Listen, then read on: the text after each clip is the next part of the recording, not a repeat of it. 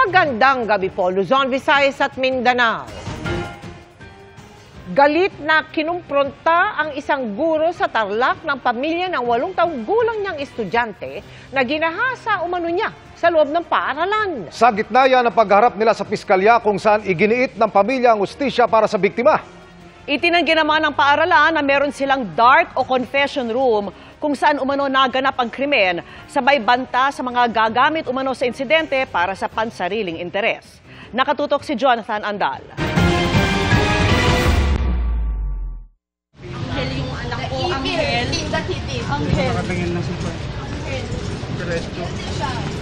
Hindi nakapagpigil ang mga magulang ng 8 taong gulang na grade 3 student nang makaharap sa piskalya ang 23 anyos na gurong gumahasa umano sa bata. Hindi po siya makatingin ng diretsyo.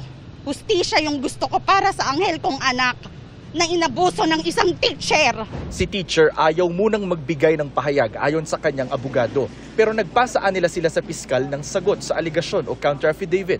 Noong October 29 sa kwartong ito, nakadikit ng classroom sa Paniki, Tarlac, sinasabing hinalay ng guro ang batang babae. Tinatawag umano ito ng guro na confession room, pero dark room ang tawag dito ng bata dahil madilim.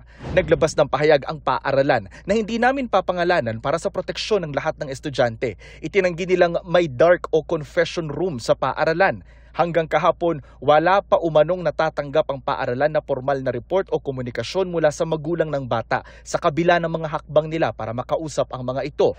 Itinanggihan ng ina ng bata, hindi umano sinagot ng acting principal ang tawag niya sa messenger hanggang matawagan na niya ang cellphone number nito. Nang tanungin kung kailan sila aaksyon ay sinabi umano nitong sa November 3. At nang iginiit ng ina na gusto niyang makausap ang presidente ng paaralan, sinabing i-update na lang siya. Naghintay pa umano ang ina ng 2.5 araw para makakuha ng appointment sa presidente ng paaralan. Sabi ng paaralan may ginawa na silang hakbang 2 araw pa lang matapos ang insidente para palakasin ang seguridad at kaligtasan ng mga estudyante. Dati na nilang sinabi na maglalagay na sila ng mga CCTV at ipinatutupad na ang no-touch policy o pagbabawal sa mga gurong humawak sa mga estudyante. Nagbanta ang paaralan na gagawa sila ng mga hakbang laban sa mga gagamit ng tinawag nilang isolated incident para sa kanila umanong pakinabang o pagkiling.